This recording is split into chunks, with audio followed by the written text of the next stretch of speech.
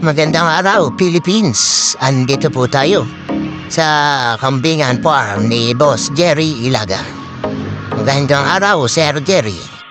Magandang araw din naman. Ito hugang mga kambing niyo ay Tagalog o may lahi? Ay, may malahi yan.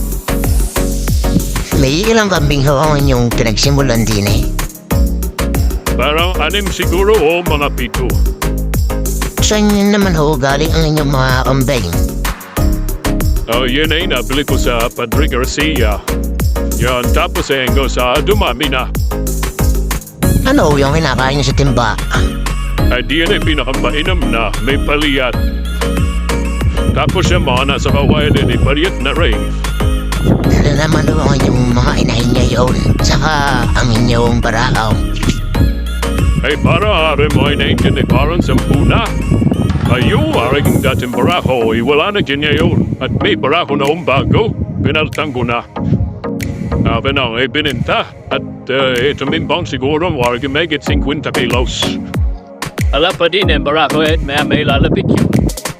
At tareho ang isa sa mga kambing ni Boss Jerry. At nagnanong pa.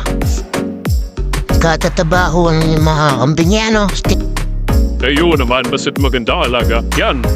And ang naring baraho ngayon gamitin na yan. And ang lahing gagawin ka na durin. Yan aking pinalito sa aring datihan barako. May ilan na ho kaya lahat-lahat ang inyong kambing. Parang may 40 piraso na. At tareho mga bisira na kanyang mga kambing. Yan, kalulusog. Di niyo sa dulo para ako nagkukumpulan ng mga kambing niya doon. At ano gamit ang kinakain nila doon. Yun nga, hirahingin natin.